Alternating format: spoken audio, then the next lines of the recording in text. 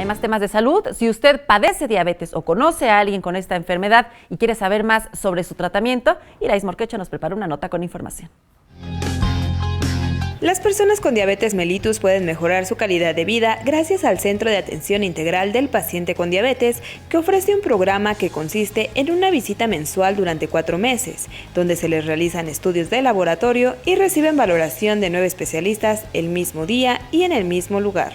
Lo que estamos viendo es la revisión de fondo de ojo y de retina que todos los pacientes con diabetes requieren tener al menos una vez al año.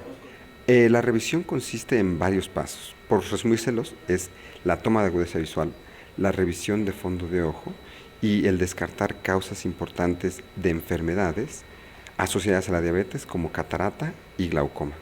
Además del médico oftalmólogo, el programa incluye a un nutriólogo, endocrinólogo, educadores en diabetes, psicólogos, odontólogos especialistas en periodoncia, psiquiatras, especialistas en medicina del deporte y expertos en revisión de los pies. El tratamiento integral, como comentamos, es quitar el concepto de que con una receta se resuelve el problema.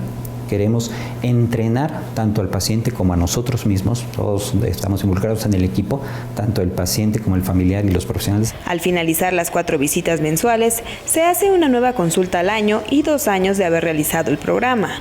Los requisitos para ser atendidos en este centro son tener entre 18 y 70 años de edad, haber sido diagnosticados con diabetes mellitus tipo 2 en los últimos 5 años, contar con un familiar o amigo que lo pueda acompañar en cada visita, contar con un médico que continúe e informe su seguimiento al terminar el programa. Para obtener una cita puede comunicarse al 55 73 73 78.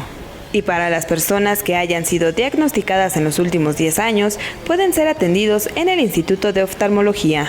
Con imágenes de Andrés Brito, Iraíz Morquecho, 21 Noticias.